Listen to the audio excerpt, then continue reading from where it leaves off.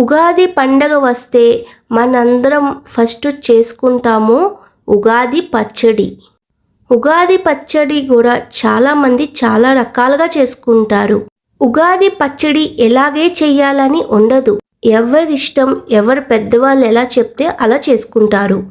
నేను చిన్నప్పటి నుంచి ఎలా తిన్నానో పచ్చడి ఎలా చేసుకుంటామో అది నేను ఈ వీడియోలోని షేర్ చేసుకోవాలి అనుకుంటున్నాను. చాలా ఈజీగా ఫాస్ట్గా ఎలా చేయాలో మీకు మొత్తం ఈ వీడియోలో క్లియర్ చేస్తాను. లేట్ చేయకుండా వీడియోలోకి వెళ్ళిపోదాం. Hi everyone. ఫస్ట్ మనం మామిడికాయలు తీసుకోవాలి. ఇక్కడ నేను పెద్ద మామిడికాయలే తీసుకున్నాను, కానీ చాలామంది చిన్న మామిడికాయలతో చేసుకుంటారు. అరటిపండుని తీసుకోండి.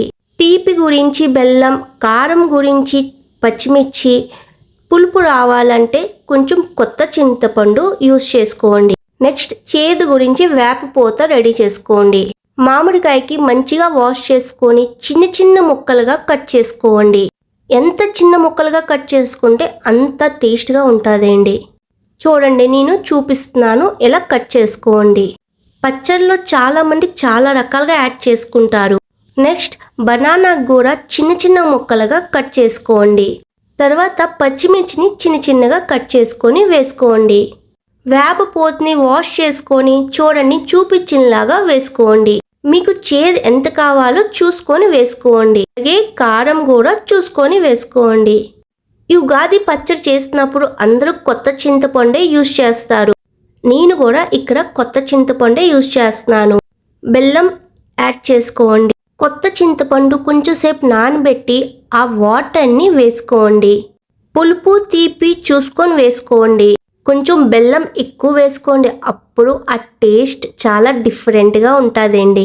చిన్నప్పటి నుంచి ఆ ఉగాది పచ్చడి చేసినప్పుడు రోజంతా తినుకొనే ఉంటానండి. కొంచెం సాల్ట్ యాడ్ చేసుకోండి.